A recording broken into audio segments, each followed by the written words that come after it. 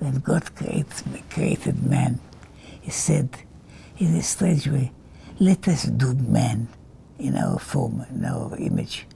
So, to whom does he speak? Does he have to confer with somebody? Had to get agreement? And there are lots of things written about this sense, this verse, which are all kinds of understanding it, the meaning of the sense. One of them is that when God says, "Let us make man in our image," He spoke to the whole world. He talked to the whole world and told them, "Let us make man in our image." So each of the things in the world contributed a part. So the fox put some foxiness, and the birds put some flight, and the ant put some industry, and some animals put their laziness. The seas contributed what is the roar and the voice and the noise and the power, and the icebergs contributed some of the ice. So all of this together, God made man. So man is really the assembly of the whole world in one person, which is in many ways our understanding of the beauty of man in the world. So even thinking about it makes a person think, oh, am I like this little sparrow? And sometimes you are. And if you try to find out, you'll find some affinities. So that's what it is, to be a dove and hawk, to be a wolf and a lamb, and all of them together. That's man. It is the strangeness, the huge amalgamation of all kinds of qualities, and the attempt to make some harmony of all of it, which is what man is trying to do in the world, creating and destroying. What are we doing in the world? We are sent into Garden of Eden to work in it and to keep it. So that's our work, to do about it. And from the time on, we have the duty of trying to keep the works in order, to keep them in order, which means it is not simple, but by trying to avoid anything or interference with the world. It's not what men are supposed to do, and not what men can do. So we are trying do the things in order not to destroy too much. So not to destroy too much. There's a kind of accounting. When we speak about ecology, we speak about the wholeness, which is the basic notion of ecology, about the wholeness of the world. What it contains, what it doesn't contain, there are always parts that are clash. Should I interfere in the middle? Should I say anything about it? So, but all the time we are trying to, on one hand, to control, on the other hand, to allow things to go free. You see, in a certain way, this is also understanding of ecology in a big way. Life and death are couples, and they always come together. And life and death are connected with each other.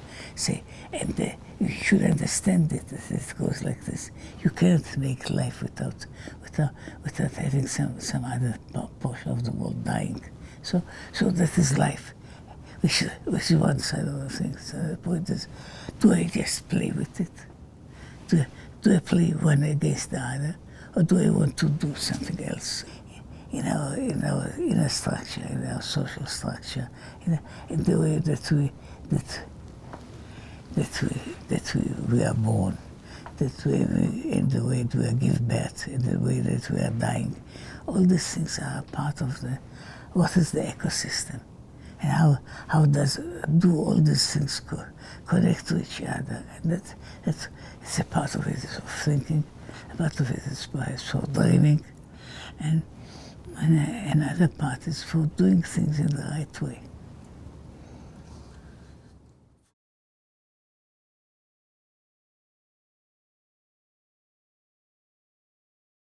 It says in the Velfinu Ba'ot Haaretz U'Mofesh Hashamayim Yichakmeinu. It teaches us from the animals of the world, from the wings of heaven. He gives us lessons. So we can see these lessons if we want to hear them, which is not worse to see how many people benefit from the sermons that they hear in the synagogue, out of the synagogues. How many people do? Because if you want to, you can hear the symptoms of people say great wisdom. And if you don't want to hear the wisest of things, doesn't say anything. So if you want to learn from a tree, lots of things to learn. If you don't want to learn from a human being, from a sage, from whatever it is, you won't learn it. I tell my pupils a story that happened to me many years ago in my garden. There was a small tree that grew up, and it was broken. It wasn't especially important, especially tree. It's just a cypress. It's not uncommon tree. So, but I took pity on it, and I saw that the broken upper part, is still connected.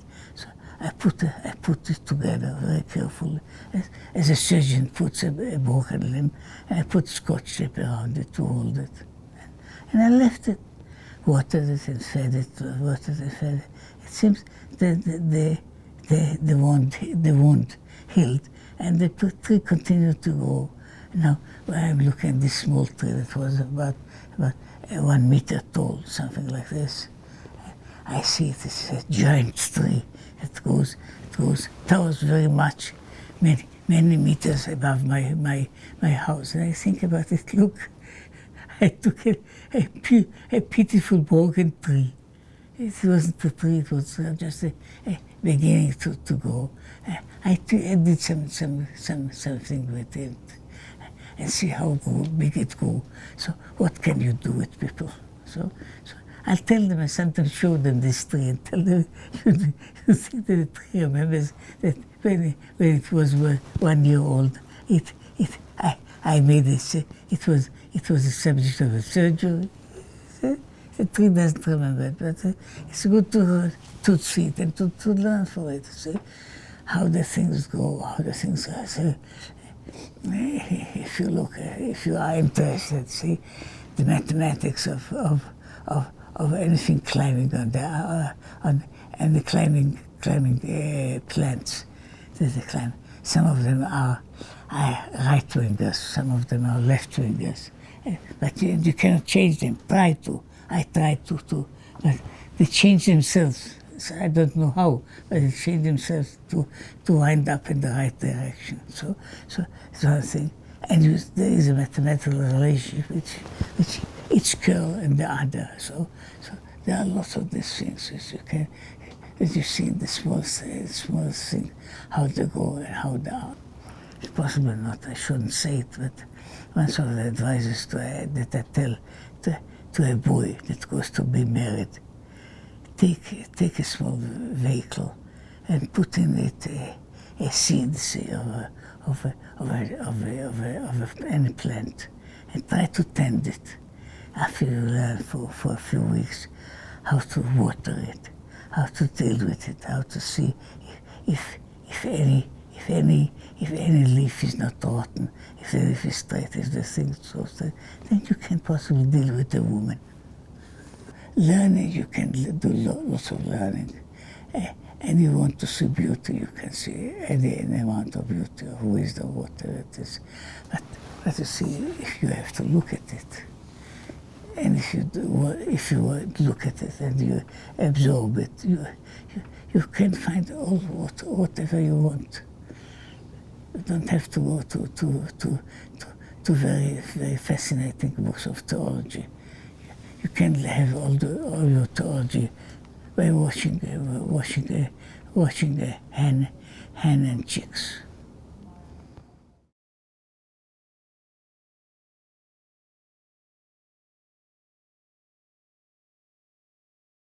We now have enough power, not for everything, yet, but we have enough power to do lots of things. And therefore our duties become bigger because we can't do things. We can't do things. If we do them wrong, we did them wrong. So it is, even if I'm cutting a tree wrong, it's a crime against nature.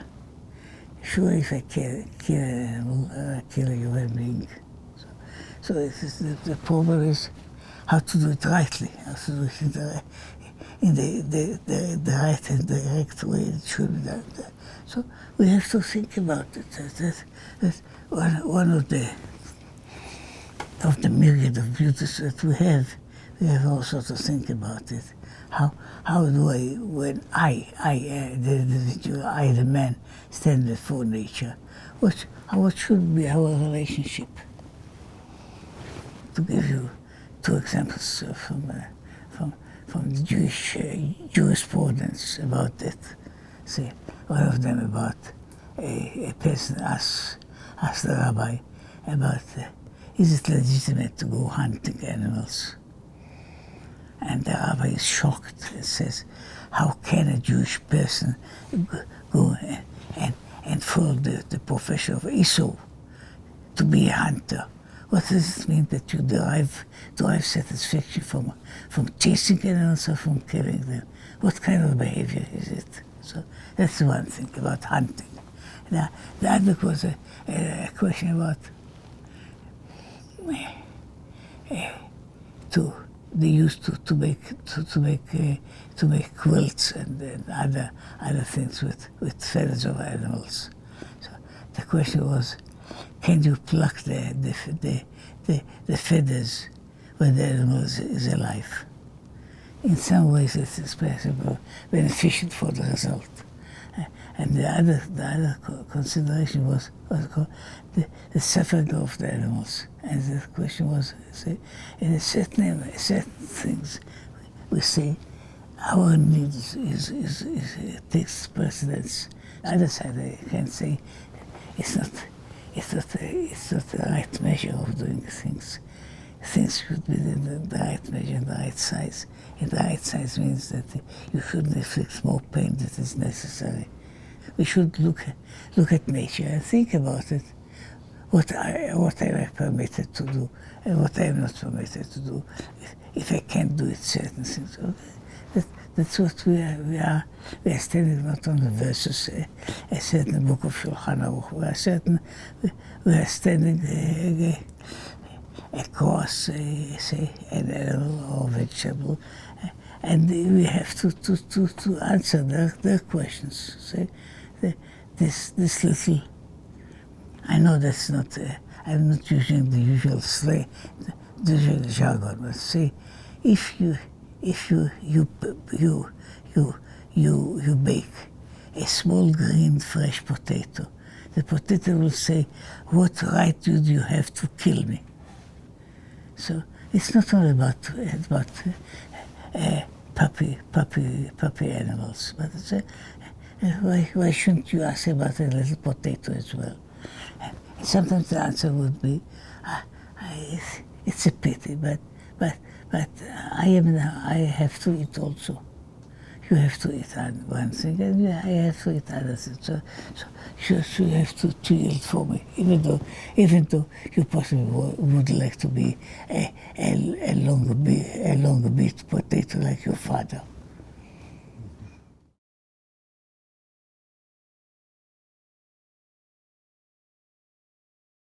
The song 1-4 Barchi Nafshi, which is perhaps one of the most beautiful poems in the world, but it is with men. It speaks.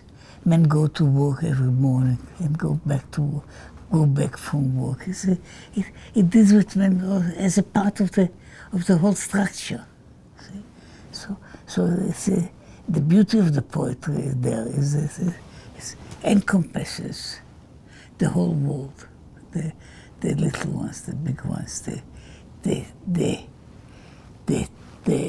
predators and the prey, and that all together. See, he speaks about the predators, how the lions cry to God to ask for food, because the lions do a little bit of warring of their own before they go to hunt.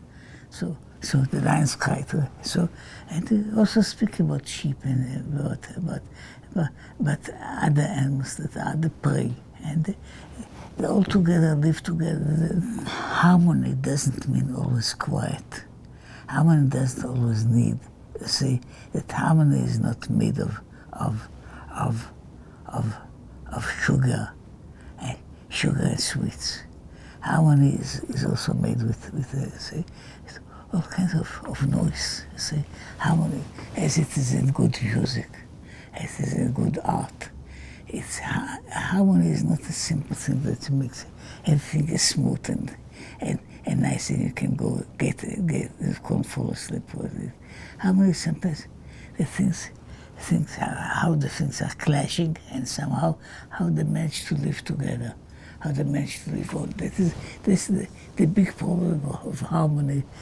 Again, whether it's international life, whether it's a family life, whether it's the life in the kindergarten, the same thing. How to do this thing? You can have people doing things. You can have a certain amount of quarrel, a certain amount of disagreement. Disagreement is not the end of the world. Disagreement can be the beginning of the world. Disagreement can bring new understanding. And sometimes the role of a question, of a query, of a contesting point is as important as a supporting point. See, you have it's a wonderful it sounds like a Zen sentence. See that Rabbi Yochanan who was the great scholar and so on. He had his brother-in-law they were always disputing. Every time there was a dispute between them. So there was a time when Reish Lakish, the father-in-law, had to hide, and they asked the president of the place asked Rabbi Yochanan to say. Rabbi Yochanan tried to make a movement as if clapping hands with one hand. So he said, I cannot do it with one hand. I need two hands. So let's say he's always asking you questions. So of course, he asking me a question. I answer. I give him an answer. He asks another question. I give him a better answer, and so on. That's how the Torah goes. If there are no questions, there won't be any answers. So that's another point about this idea that harmony doesn't mean frozen to death or suffocated in molasses. See, harmony can be living, moving, fighting. So now the point is that people are not always taught about it. They don't know. Married couples and other couples and friends don't always know what the benefit of a good quarrel. See, how to derive benefits from it. See, it's true about friends and about couples and about little children and about a group of animals. Sometimes a little bit of fighting is, as long as you keep your limits, it can be of great benefit. But that's why another point of harmony says, see, this chapter of 104th in the book of Psalms is really a chapter about all the things. See, the winds and the summers, the storms, and the cutting of fields and so on. All the things are there. And they all together make the beauty of Kol Anshamat Hallelujah. All the souls. Not one, not a part of them. All the souls, and all the souls are there. I was, for a short while, I was one of the of the government of the zoo, of the small zoo. So anyway, I was very close to the people there. And the manager of the zoo was a zoologist and a person full of inventions. Tried to show that the wolf and a lamb could be together. There are lots of jokes about it, but it was a joke. He put them together, and they were living together. What he did was he used his knowledge of zoology about it, which was he took a lamb, but a lamb of 1 year. And a lamb of 1 year is a biggish lamb. And he took a wolf. The wolf was about a little bit smaller. And that's one thing. And he put the lamb in the place. Now, creatures, possible also human beings, but creatures are very particular about territory. So if he is there, he establishes right to the territory. Anybody else is an invader. So it's treated like this. Now, the lamb and the wolf were together. The lamb and the wolf were about the same size. The wolf was a small, innocent wolf. So the lamb would molest the wolf all the time. So every few days they would take the wolf out to rest a little bit from being beaten up by the lamb. So, but it was at least for months they were living together, the wolf and the lamb. And you could somehow put them together. This is not just a tall tale, but what I saw happening at the time. What can you do? How can you arrange things to work together? And sometimes you have to change the configuration. You have to change the relationship, and then things that you wouldn't believe that can live together, peacefully, less than peacefully, but live together. So it's something that can be said about politics, and about parties, and about people, and about families, and about many other things. And people should think about them.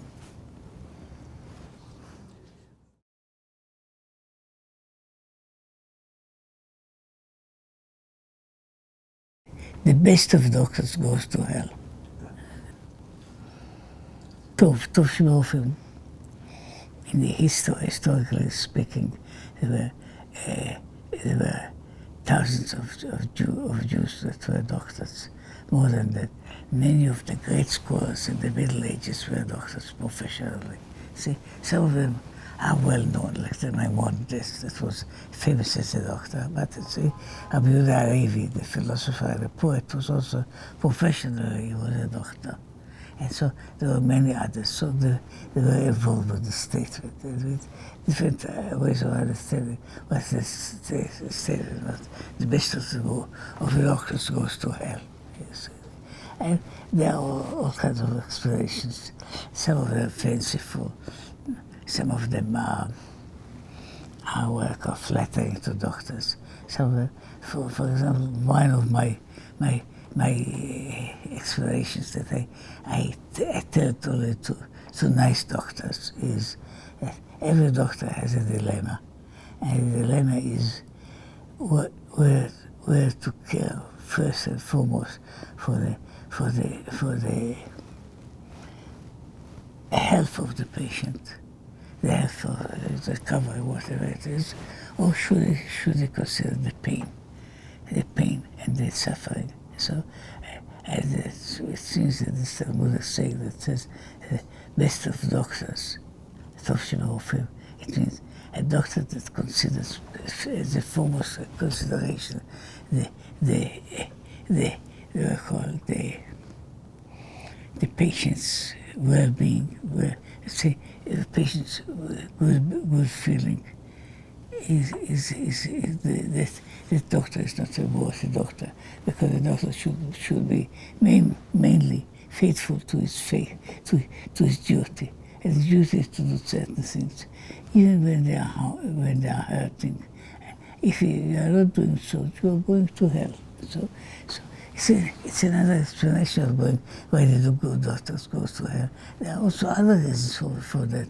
It may be connected with their personalities.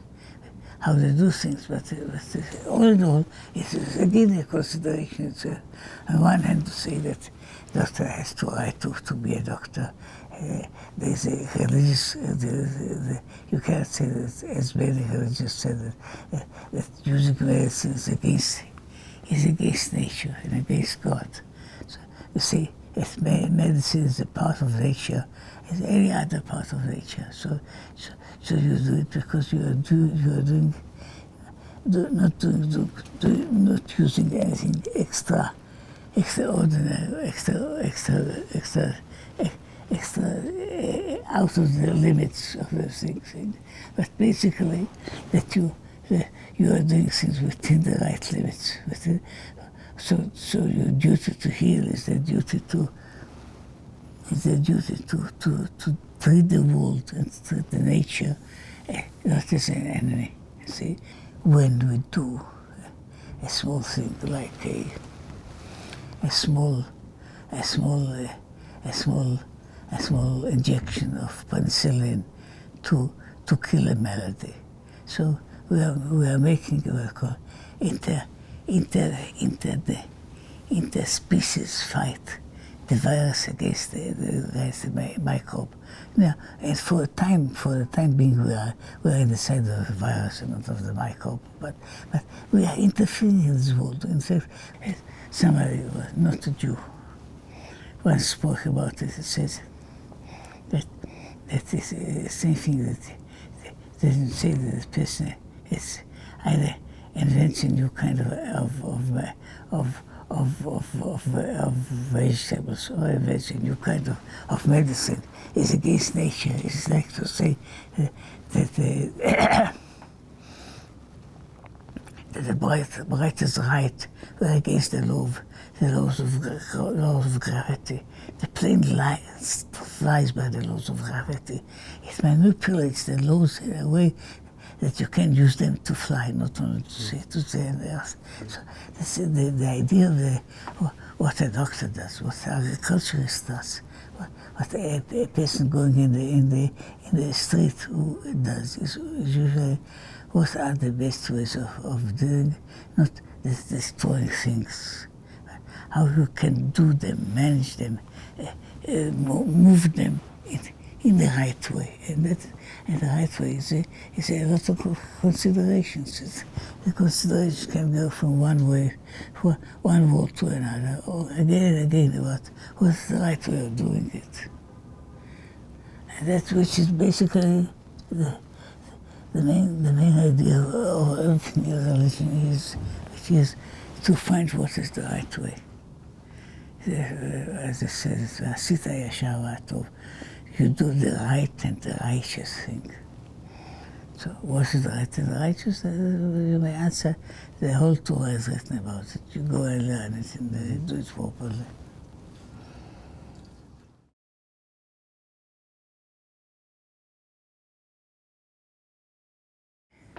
I see an animal and I sometimes look at it. See, look, a small deer is a thing of beauty that you hardly find anywhere else. See, how many things are beautiful as the outstretched tail of a peacock. You see, it's a peacock makes of his own, makes a show of saying splendor of nature. See, now how many people can do it? Males or women can do it. It's this kind of thing to show the perfection of nature. So personally, I don't like too much to watch monkeys, because they seem to me they're mocking us. They show us how we look like. And sometimes you try to find what's the difference between the father baboon and the father of family so-and-so, and you find it very hard to make a distinction. So what do? So I don't like them because I think they laugh at us. So I like giraffes. The beautiful eyes, they have some of the most beautiful eyes in the world. the beautiful eyes, the gentleness, general gentleness, gentleness, and the way that they move there. Sometimes they should be very clumsy animals with such long legs and such a long neck, but how they make of it grace. Sometimes they looking at a sparrow, and looking at the sparrows, sparrows, which you possibly don't know, even if you saw them. They have a difference. The females don't have cravats. The males have ties on their neck. So, but only when they are big. See, a first year sparrow is still a boy. Doesn't have a cravat. But when it becomes 2 years old, it grows a cravat. So I look at them. I see how they manage with each other. What can be better? See, I wish I would have so many people to look at, in the same feeling of how dear, how beautiful it is. See. There are lots of stories. One of them is a very famous story that Rabbi Adin, who was the author of the Mishnah, one of the greatest scholars of the Jewish history. He once a calf came to him, and the calf came, so to say, crying, as it is. Calf don't cry, but the was crying, and said, "They want to take me to slaughter. Save me." And Rabbi Adin, was a very nice and honest person, says, "You're a calf. Your lot is to be killed, to be slaughtered. So go and be killed." So from that time on, Rabbi Adin has years of suffering, of illness. And then, after some time, one of the servants came and said, "I found a brood of small mice under some bed. What to do with them?" So Rabbi said, "Keep them. God has mercy on everything." And then he was healed from this illness.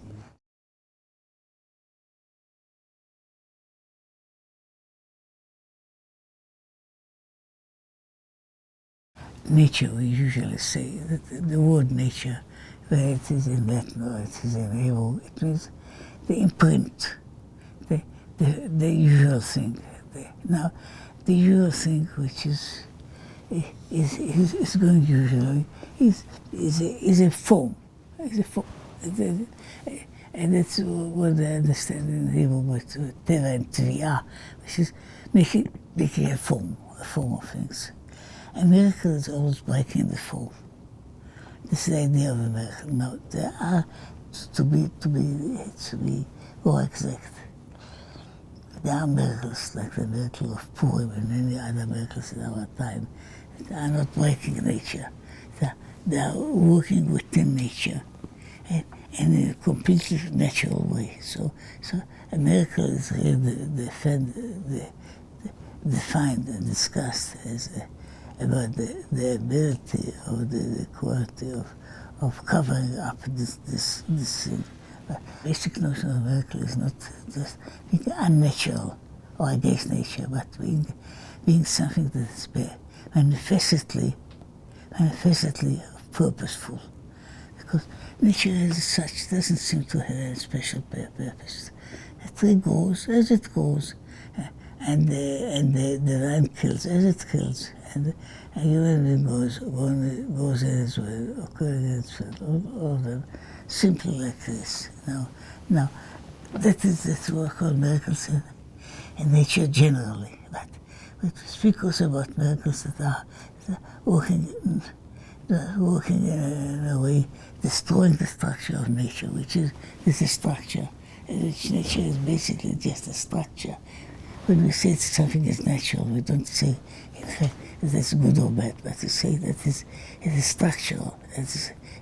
The structure remains as it is. Now, is it for benefit? No, it's not. The tree is growing as it is. It's going in another inch or another meter. at all. But that's what happens. A miracle that, say, if this branch will twist of its side and slap somebody in the face when he deserves it, that would be a miracle. See, not every miracle has to be earth-shattering, like the miracles of dissecting the Red Sea. You see, small miracles, and sometimes we say it in the prayers. People should sometimes listen to what they pray. It's not usual. See, and the you miracles that you do for us every day. So, what miracles? But I don't see them. I don't want to watch them. If I would watch these things, what is happening? What could happen? What was the possibility of happening in a different way? I would see then that our life, our daily life is filled with miracles. Some of them very small miracles. Miracles that something fell from my hand and I caught it in the right time. Something which is me, something is there in this place. It can be trampled, but it remains intact. And sometimes miracles are more significant, going in a way and not falling, or falling in the side and being saved from danger. So these are miracles. Also, there are different kinds of things, but these are not dealing with me. They are called what we call it. See, we have nature. We have within nature all kinds of things that are not complete parts of nature, which is the fixed form that is nature. See, but things that are not of the fixed form, changes in the nature, they make as many such things are the beauty of the world. That the charm of the world. See, it's not just a simple lame drab piece of garment, but it becomes something beautiful. And sometimes this small miracle in my day is meaningful. And now the miracle doesn't have to be obvious to others. It's for me. I see it's a miracle. It happened this way. You see, somebody.